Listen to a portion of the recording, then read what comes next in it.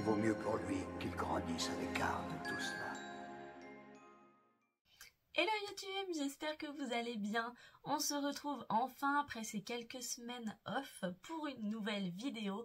Et pour coller au thème un petit peu de la saison, je vous propose une pile à lire de l'hiver. Je sais que cette vidéo, on la voit beaucoup passer sur les réseaux sociaux, mais bizarrement, moi je les regarde toutes. Je les regarde toutes pour ajouter de nouveaux livres à ma pile à lire, pour me rendre compte un petit peu de ce que les autres lisent, me donner des nouvelles idées.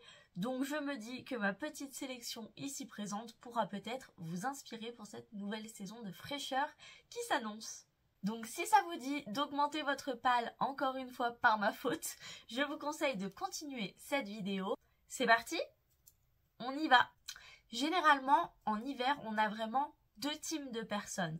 On a les teams romances de Noël à tout va de novembre à février et on a les teams vraiment lecture d'hiver. Puis pendant la période de Noël, quelques petites romances. Moi, je suis plutôt sur cette team-là. J'aime beaucoup les romances de Noël. Elles me permettent vraiment de m'évader et d'être hyper posée pendant mes lectures. Mais j'en veux pas trop non plus. Pour ça que généralement, j'en achète beaucoup. Et j'en lis qu'une ou deux, ça me suffit.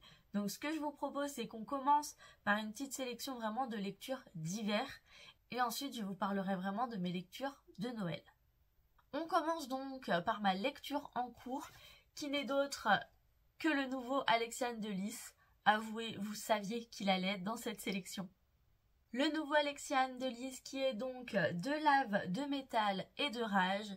Avouez que la couverture est parfaitement hivernale. Dans ce nouveau roman, nous allons suivre le père de la protagoniste principale de la saga que je vous ai présenté plusieurs fois, de Sang de glace et d'écume. Donc le père de notre très chère Perséphone, qui n'est donc que Victor, un triton donc qui est extrêmement puissant et qui va dans ses romans, parce que je vois qu'il est marqué livre 1, donc je suppose qu'il va y en avoir d'autres, c'est des tout petits livres. Ici, on va donc suivre son avancée dans la guerre avec sa sœur, et je pense que ça va être extrêmement intéressant. J'ai commencé à le lire, mais alors, j'ai lu ça. Je lis vraiment tout doucement parce qu'il y a énormément de références à la mythologie nordique. Il y a énormément de mots. Je sais même pas en quelle langue c'est. Je vais vous dire, attendez.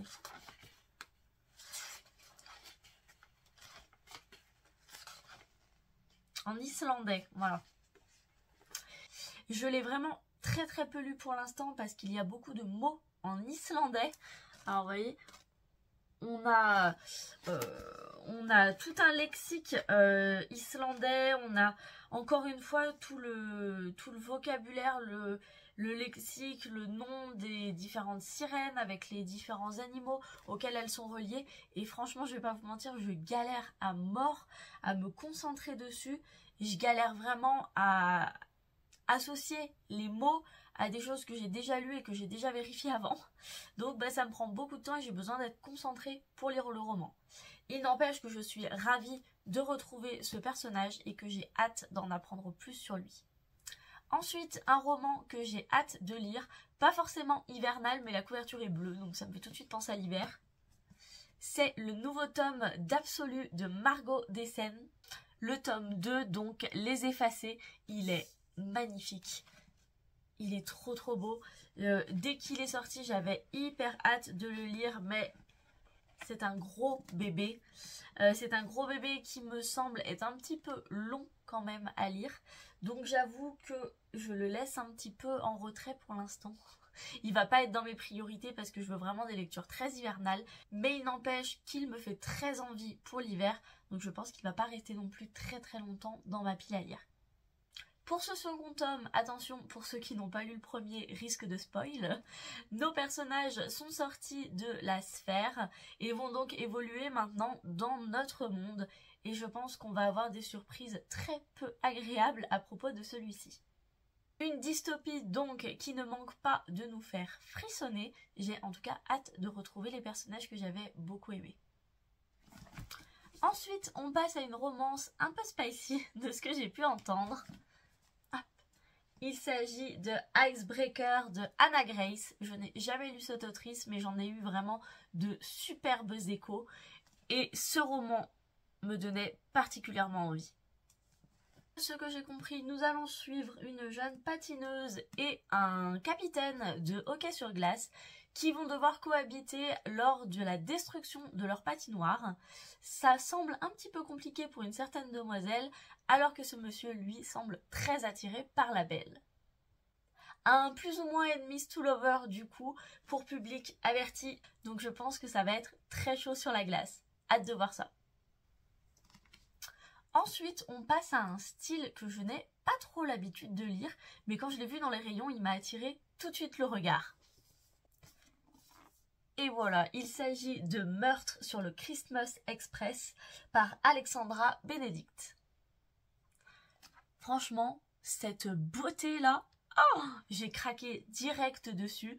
Il s'agit donc bien sûr d'un polar à huis clos dans un train. Le train va bien sûr dérailler pour le soir de Noël et des personnes à l'intérieur vont mourir. Nous allons donc devoir découvrir durant toute cette longue nuit qui est le tueur, pourquoi il s'en prend au personnage ici présent, et je pense que ça va être une aventure super cool. Ça sera vraiment mon premier polar. Alors, premier polar non, parce que je lis du Maxime Chatham qui peut, sur certains romans, s'apparenter à du polar, mais ça va être mon premier vrai polar de Noël comme ça, et je sais pas, franchement, ça me donne trop envie. Je pense que vraiment que ça va être ma prochaine lecture, après celui d'Alexiane Delis, parce qu'à chaque fois que je passe devant, là, il me fait trop envie. Ensuite, et avant de passer au livre réellement de Noël, j'ai 4 autres petits livres qui ne sont pas encore dans ma pile à lire, mais que je compte bien aller acheter sous peu avec mes copines qui m'ont offert une petite carte cadeau pour mon anniversaire. Donc je vais vous les mettre par là. Le prochain roman, il s'agit tout simplement de Mémoires de la forêt, tome 3. Vous n'êtes pas sans savoir que le tome 1 a été un coup de cœur énorme, le tome 2 une excellente lecture, et donc j'ai horriblement hâte de retrouver Archibald dans cette nouvelle aventure. Dans celle-ci, si j'ai bien compris le résumé, les parents du petit Bartholomé, le neveu du coup d'Archibald, vont disparaître en essayant d'aller lui chercher un cadeau. Ils ne vont pas revenir et ça va être à notre cher Archibald de découvrir ce qu'il s'est passé et de retrouver du coup les parents de son neveu. Au vu de la couverture qui est absolument superbe, je pense vraiment qu'on va être dans une aventure ultra hivernale, pleine de neige, pleine de froideur, mais certainement un petit peu cocooning, comme Michael Bras-Arnaud sait si bien le faire. Donc clairement, celui-ci, je ne repars pas sans de ma petite virée à Cultura, c'est sûr et à 100%. Ensuite, j'ai 3 petites BD qui m'attendent bien sagement à Cultura. Il s'agit pour la première du tome 1 des Mondes d'Ewilan, La forêt des captifs. Vous n'êtes pas sans savoir qu'Ewilan et moi, c'est une histoire d'amour. J'ai un pan complet de ma bibliothèque juste ici qui ne contient que les livres de notre cher Pierre Bottero ainsi que du coup les BD qui sont là. Donc je les continue tout doucement et j'ai très envie de me replonger dedans. Ça fait un moment que j'ai fini la dernière, donc elle fera partie de ma pile à lire d'hiver, c'est sûr. Nous avons aussi, pour continuer les sagas, le tome 5 des Sœurs Grémillet. J'ai fini le tome 4 il n'y a pas si longtemps, d'ailleurs je crois que je vous ai pas encore fait la revue dessus, mais ça ne saurait tarder sur Insta et je pense que ça sera peut-être ma prochaine vidéo sur YouTube. En tout cas, encore une fois, j'ai adoré. Je passe toujours des très bons moments avec les Sœurs Grémillet et donc il me tarde d'attaquer ce nouveau tome qui semble avoir quand même une vibe un petit peu hivernale, un petit peu Noël. On va voir ça rapidement. Et enfin, parce que l'un ne va pas sans l'autre, vous l'aurez certainement deviné, la dernière BD c'est le Grimoire d'Elphie, le tome 4. Pour ce tome 4 qui semble extrêmement émouvant, nous partons dans les Pyrénées pour retrouver le grand-père d'Elphie et de sa sœur qui malheureusement a perdu sa femme et semble un petit peu perdre la tête. Des sujets qui sont donc difficiles à aborder mais je suis sûre qu'ils seront encore une fois parfaitement traités par l'autrice. J'ai hâte de m'y plonger. Ensuite, nous passons enfin aux romances de Noël. La première, elle n'est pas encore dans ma pile à lire, mais elle va la rejoindre. Il s'agit du tome 2 de la romance presque parfaite d'une accro à Noël. J'avais vraiment adoré le tome 1, qui est donc écrit par Laura S. Wilde. J'avais passé un excellent moment, et là, attention, on est sur le mariage presque parfait d'une accro à Noël. Franchement, ça va être extraordinaire. Vous n'êtes pas sans savoir que je prépare mon mariage pour 2025, donc mon cerveau est parfaitement focus sur le mariage. J'en bouffe toute la journée et j'adore ça. Donc clairement, allier le côté romance de Noël avec des personnages que je connais et que j'ai hâte de retrouver et le mariage, ça va être pépite. J'ai trop hâte, comme toutes les autres lectures de cette sélection, j'ai trop hâte.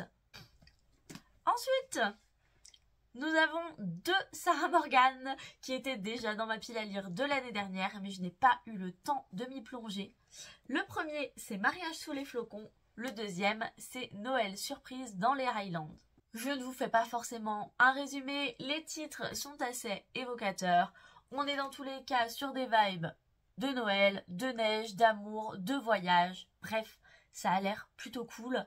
Je ne suis même pas sûre que j'ai lu les résumés avant de les acheter. Les couvertures ont fait le job. Ils vont passer cet hiver, c'est sûr. Et enfin, le dernier livre de cette sélection. Il est dans ma pile à lire depuis 3-4 ans. Il s'agit de Snowdonia. Snowdonia, du coup, écrit par Jérémy Angelo, que je lui ai commandé directement et pour lequel j'ai eu le droit à une petite dédicace et qui est pourtant toujours dans ma pile à lire. Ici, nous retrouvons Laurine en 1899 qui doit quitter son village pour aller vivre chez son grand-oncle, je crois. On se doute bien qu'elle va rencontrer un certain homme, mais ce qui me bloque un petit peu, c'est la temporalité. J'ai beaucoup de mal avec les livres qui se passent vraiment très loin avant nous.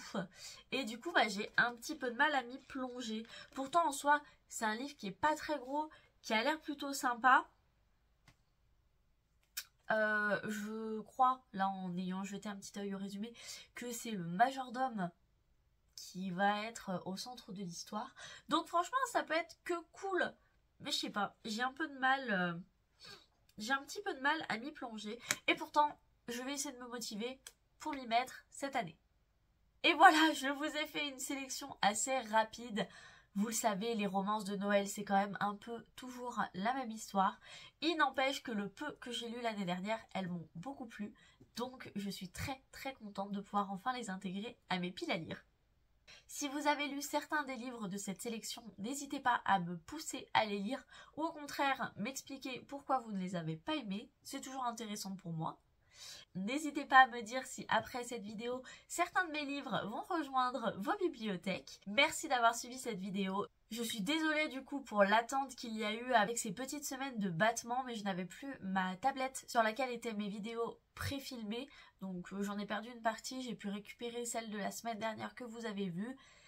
Donc bon, je vais reprendre le rythme petit à petit, en tout cas j'essaye. Merci en tout cas pour ceux qui sont quand même toujours là. On se retrouve la semaine prochaine pour une nouvelle vidéo. Je vous fais des bisous et je vous dis à bientôt. Salut!